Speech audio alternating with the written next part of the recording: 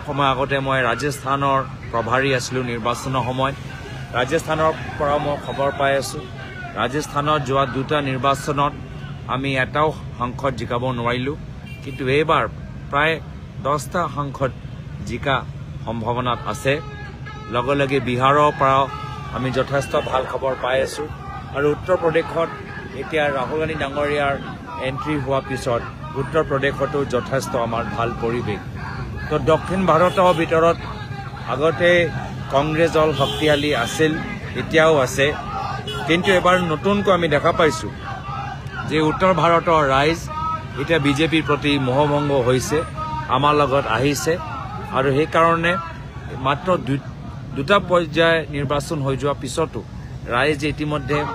মোৰ মতে মন বনাই লৈছে যে আৰু তেওঁলোকে বিজেপি চৰকাৰ নিবিচাৰে একে পৰিৱেশ 2004 চনত হৈছিল 2004 চনত কেন্দ্ৰত বিজেপি চৰকাৰ আছিল বাজপেয়ী ডাঙৰীয়া যথেষ্ট এজন জনপ্ৰিয় প্ৰধানমন্ত্ৰী আছিল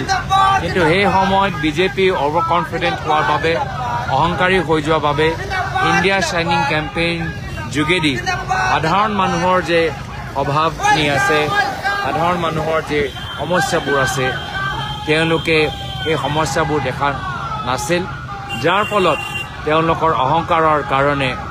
ৰাইজে বিজেপিৰ পৰা আঁতৰি গ'ল আৰু ইউপিএ চৰকাৰ আমাৰ গঠন হ'ল কংগ্ৰেছ দলক ৰাইজে যথেষ্ট সমৰ্থন জ্ঞাপন কৰিছে একে পৰিৱেশ আজি 20 বছৰ পিছত আমি 2024 চনত দেখা পাইছোঁ যে প্ৰধানমন্ত্ৰী মোদী ডাঙৰীয়া অহংকাৰী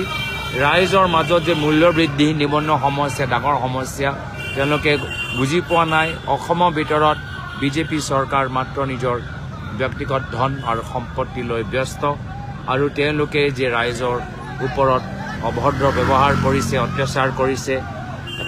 গুণ্ডা আৰু বাউন্সাৰ দৰে তেওঁলোকে যে ব্যৱহাৰ কৰিছে ৰাইজক অপমানিত কৰিছে তাৰ ফলত ৰাইজে এতিয়া বিজেপি